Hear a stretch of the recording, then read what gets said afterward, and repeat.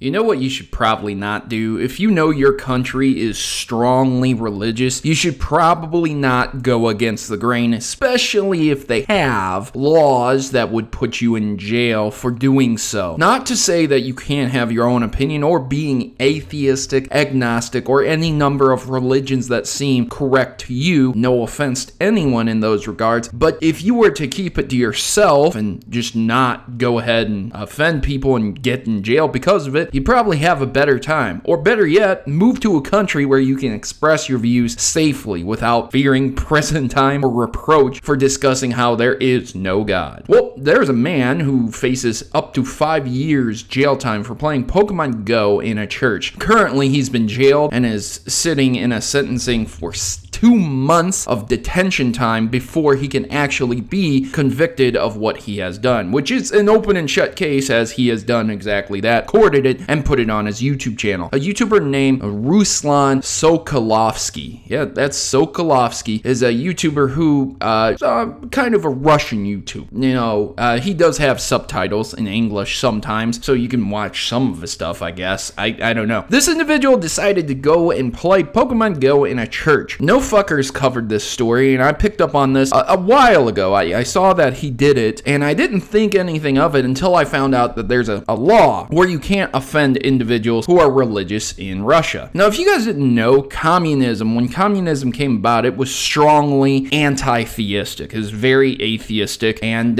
one of the biggest reasons that communism fell was that it just didn't work, not only for the fact that there was no incentive to continue on working, but the fact that there was also no reason to live. There's nothing. There's no God after afterlife, and a lot of people didn't like that, and a lot of people now currently oppose communism quite a bit, even though it's similarly still in place somewhat. I don't live in Russia. Go ask a Russian. I'm just giving you a small synopsis here. So essentially, one of their biggest things is not being offended if they are, let's say, Christian or Catholic or whatever. And so there's a law that if you go and offend these religious people and you're convicted, you can be equated to a terrorist. And well, there goes my monetization on this video. I brought up terrorist.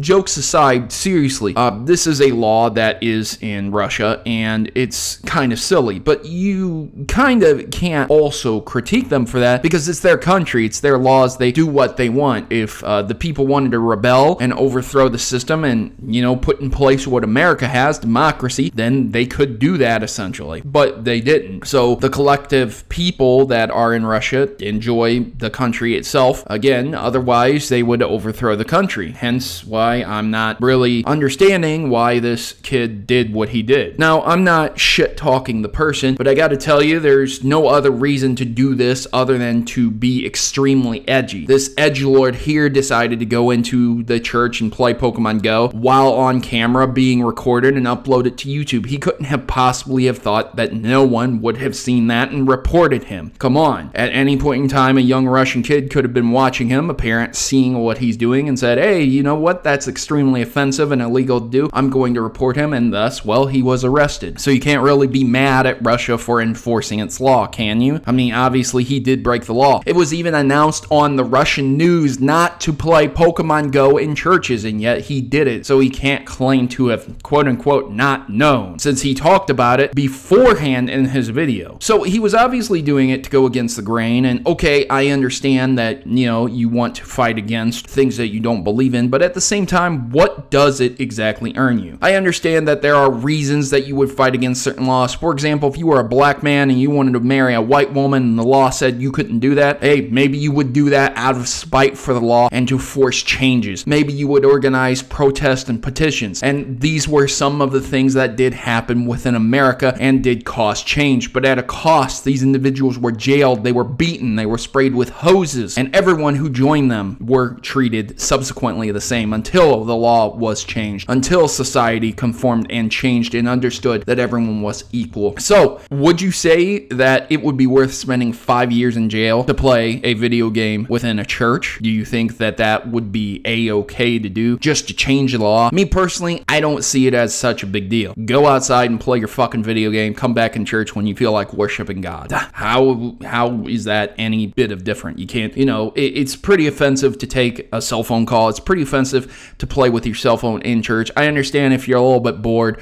I understand if what they're saying doesn't apply to you. Yeah, okay, fine. But at the same time, even if you're keeping to yourself, it's still fairly offensive to do that stuff, because there are segments that feel technology is not warranted within churches, believe it or not. In my country, there are segments called Mennonite and Amish. The Amish don't believe in any technology, and the Mennonite believe in selective technology, and it all is based upon what is used, idle hands and things like that. And so this YouTuber felt that it was worth potentially going to prison because he was also raising money on his live streams for a good lawyer in the event that he was arrested for doing this. So it's extremely hard to play dumb and say, I didn't know that this was going to happen, when this YouTuber decided to put in all of these pre-measures knowing that he had done this. It's going to be extremely hard to say that, I didn't know what I was doing, things like that, to get out of so much prison time. In fact, I feel that they are going to give him the maximum sentence, because there's literally no other way that he could get the maximum sentence. Maybe they'll say, okay, he wasn't disturbing anyone, and yeah, that might get him off a little bit, just a little bit, but I still feel that they are going to give him as much as they possibly can, due to the fact that he blatantly disregarded